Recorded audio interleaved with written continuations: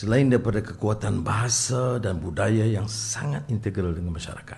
Tidak mungkin satu dunia dan negara membangun, berkembang, kompromi soal penguasaan bahasa. Jadi, kalau kita mula dengan dasar yang cukup jelas, di semua universiti, penguasaan bahasa Melayu itu mesti baik.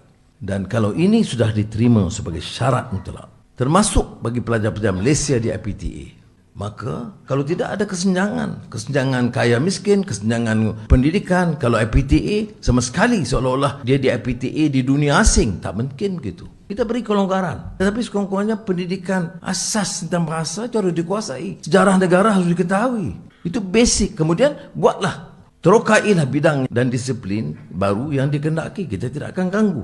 Nah, kalau ini diterima, maka munasabah bagi kita menumpukan untuk tahun ini dengan syarat bahasa itu dikuasai dengan baik untuk mula meningkatkan mutu penguasaan bahasa Inggeris di pusat-pusat pendidikan tinggi. Saya fikir hal ini harus dimulakan sekarang juga. Dan pendekatan saya bila kita sekarang bila? Minggu depan. Iaitu dalam kuliah walaupun dalam bahasa, tetapi profesor harus menekankan buku-buku rujukan dan sebagainya supaya penguasaan kelancaran bahasa Inggeris dipertingkatkan. Kita lihat umpamanya perkembangan ini berlaku. Indonesia kekal dengan kekuatan bahasa Indonesia, bahasa Thai di Thailand. Tetapi anak-anak muda di universiti tempatan mereka yang memulai menguasai bahasa Inggeris yang begitu baik, itu di beberapa universiti sudah mengatasi kekuatan Inggeris di negara kita. Jadi jangan kita menjerit soal bahasa. Ada yang kemudian fobia kalau kita sebut. Penguasaan bahasa Melayu ada juga golongan yang agak elit kota ni.